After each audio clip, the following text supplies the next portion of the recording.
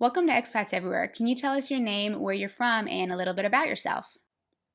My name is Laura. I'm from New Hampshire. I've been teaching for 12 years in an international setting, and this is my fourth country. I've worked in Korea, UAE, China, and now in Mongolia. All right, Mongolia. That sounds really interesting. So let's chat a little bit about that. What is it like living and working in Mongolia? We love it here. I'm with my husband and three kids. We weren't sure what to expect, mainly for the weather, but we've been really, really loving it. The people are friendly. The culture just fits me with my Korean background. Loads of Korean food that we love. Just loads of food everywhere and access to everything we ever need, really. So we're very comfortable and liking it here a lot. We've spent our first year here. We're going in our second year and hopefully longer than that. Great. Let's talk about jobs. What kind of jobs are available for English speaking expats? Mainly teaching, I would say. A lot of expats here are teachers that I've met, and like NGO workers, they're Peace Corps workers, a lot of nonprofit organization. But mainly, you need to come in with that kind of working visa in order to come to Mongolia to work. I don't see a lot of tourists who come in and getting, side gigs or getting part-time jobs here like you see, in Europe, let's say. Okay, great. So let's talk about your job. You're a teacher. What does a typical day look like for you? So we get up really early, which is a battle for my teenage son. And we get to work about 7:15, 7:30 in the morning. We teach all day. We finish about 4 o'clock. Sometimes meetings, prep time. And we usually get home about 4:30, 5 o'clock, but depending on the day when the kids have sports or play rehearsals. But usually we get home about 5 o'clock to settle in as a family, get ready for dinner and things like that. How much is the cost of living, and how much should someone earn to live a comfortable lifestyle there? Cost of living, well, I guess it depends where you live in the city. We are in Ulaanbaatar. We live near the Tool River, which might be a little bit more costly than a person living right in the city. But I guess comfortably, if you earn maybe, I would say maybe $3,000 a month, $2,000 to $3,000 maybe, depending on the cost of your apartment. But like food, transportation, things like that are really, really affordable.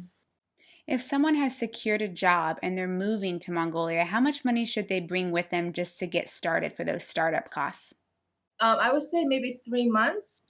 3 months is always a good number to have for, so like $10,000, I would say would do you really, really well as far as getting settled in. And depending on the job, most schools that I know, international schools that I know, would provide housing anyway that are furnished. So you would really need basic items, bed sheets and bedding items like that, and you know, personal items that you may need. But yeah, not too much. Like medical benefits are covered. So I think depending on whether you're single or family, I would say 3 months just to have that security. Now, you mentioned the weather earlier. What's the weather like, and how should someone pack to move there? Coming from New Hampshire, being from New Hampshire, we have 4 seasons, and I feel like Mongolia is very much like that. Although we just had snow for the first time on our last day of September, going into 1st of October. So it's unpredictable. The Mongolians here say that Mongolian weather is very, very unpredictable. So last year we didn't have snow, I want to say till like it was November, but this year came a lot earlier. So pack up winter gears, winter thick down jackets. But coming here, we didn't know what to pack for winter gears. So we brought a lot of things with us. But it's Mongolia.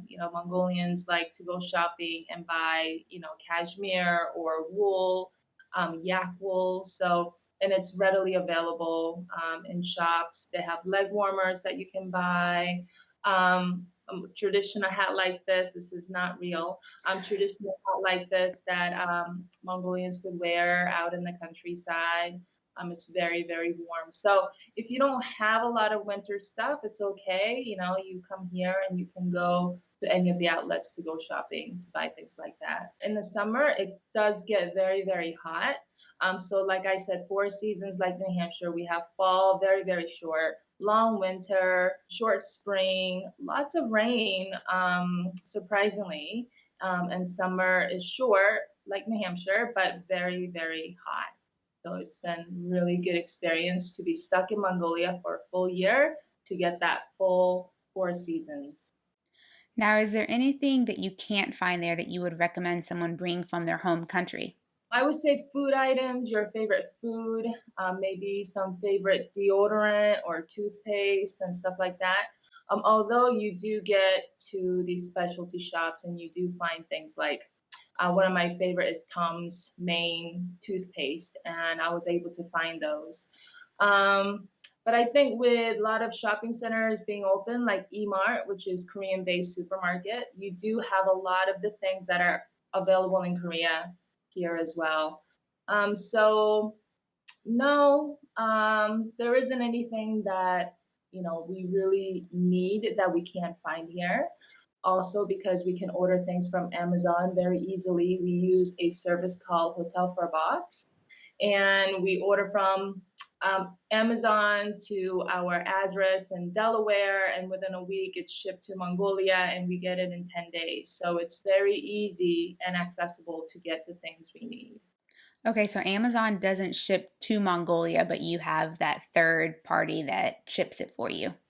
Yes, I think Amazon might have that service available as well. We just never use it.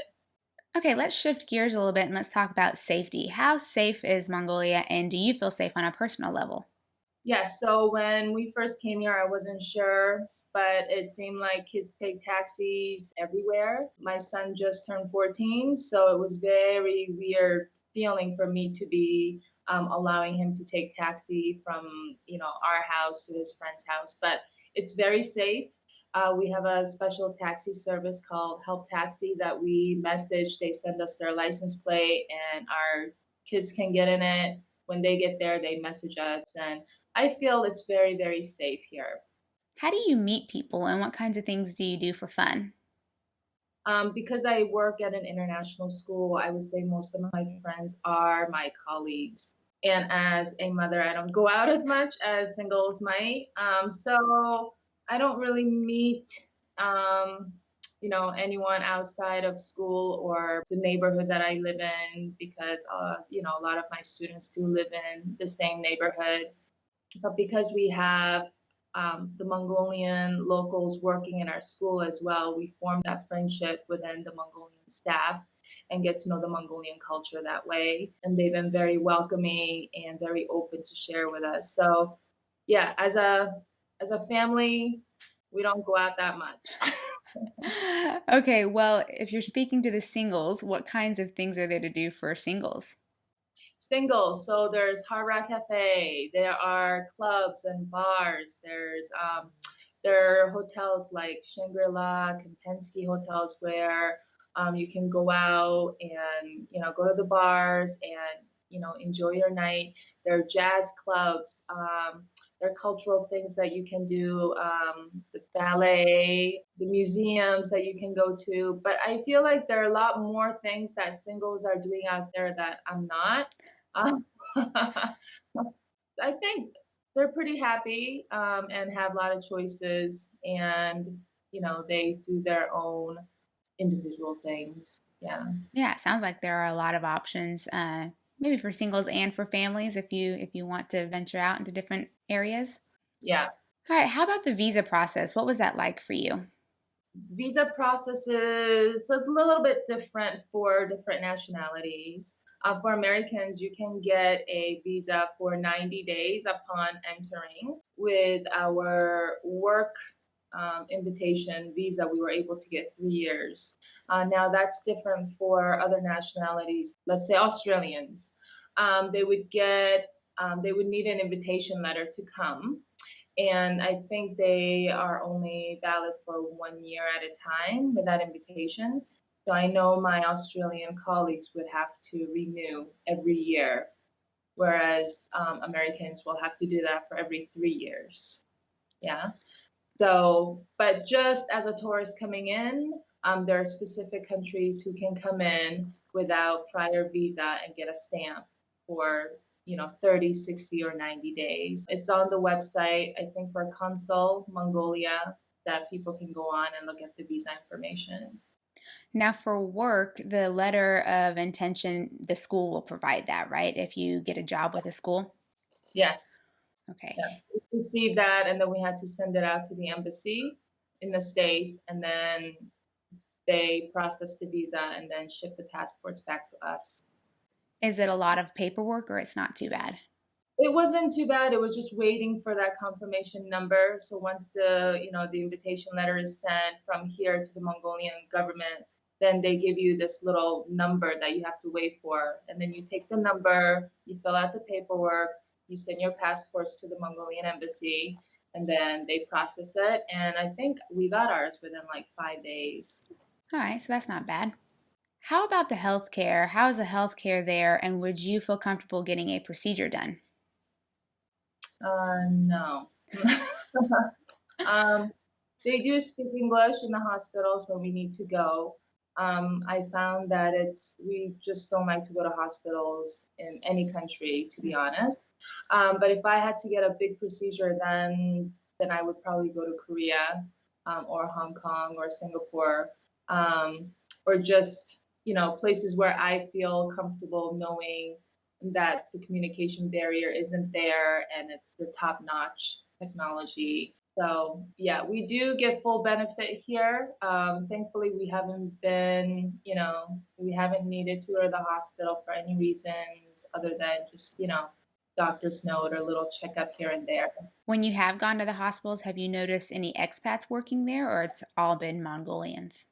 So there's an American hospital where there are expats working there, yes. But they do cost a little bit more.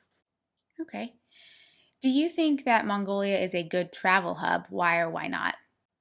Before coming here, I would have said no. But living here, yes, for many cultural reasons. Just the beautiful scenery, the beautiful people. I would recommend people to come and visit. Absolutely. As far as the airports and the ease of coming in and out, is another story. They've built another airport, international airport. I'm not sure exactly when it's going to open. I heard November. But once that opens, everything will be a lot easier, I would say, as far as traffic and things like that goes. But yeah, I think there's some direct flights to like Istanbul, Seoul, I think Tokyo and Hong Kong, and it's very seasonal in those direct flights, and they're not cheap, Mm. unfortunately. But as far as expats coming in to see Mongolia, I would highly recommend it.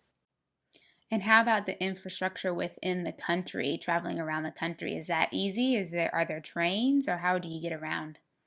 There are trains. A lot of people do not speak English on the train. We actually went through that this summer, but there are many tourist groups. Um, the tour groups that take group on tours around Mongolia, which we went this summer. It was beautiful. Lake Hoofskull, I highly recommend. So beautiful out there. It was on my bucket list, and I was so glad we were stuck to be able to go to the lake this summer. But yeah, there are many tour groups that people can get information on, and they take you right from the airport, so it should be okay. Okay, so let's wrap things up. Can you tell us the pros and cons of living in Mongolia? So, pros for me personally, all the Korean foods are available here. And they're very affordable. And Mongolians, some of them speak Korean. So there have been cases where I would go out trying to buy things like glasses for my kids for the blue screen to be online. and they don't speak English, but then we end up speaking Korean together. So it's been very, very, very comfortable for me as far as living here. Pros, it's very safe. Cost of living is very affordable, like I said. We're able to offer work for, cleaners who are able to come and clean our homes. Um, a lot of expats do hire cleaners for their home, especially busy, workers. There's the safety of letting the kids out and go play. We do like the Four Seasons. What else? The job is great. Our coworkers are great. And our kids actually really love living here. So that's a pro for any family. When the kids are happy, the parents are happy. Cons, I would say, being far away from our family, like anywhere else, and the cost of the flights are not cheap. Yeah, for a family of five, it's very expensive. And the cold, cold winter, I would say. Yeah, we love snow, but not the cold. Ski resort. So we are able to hopefully go skiing this year. And when I say affordable, I'll give you an example of skiing for 2 hours with ski rentals. The lift pass, everything was $6. Wow, that is very affordable. Yes. Great. Well, awesome. Laura, thank you so much for telling us about Mongolia today. Thank you.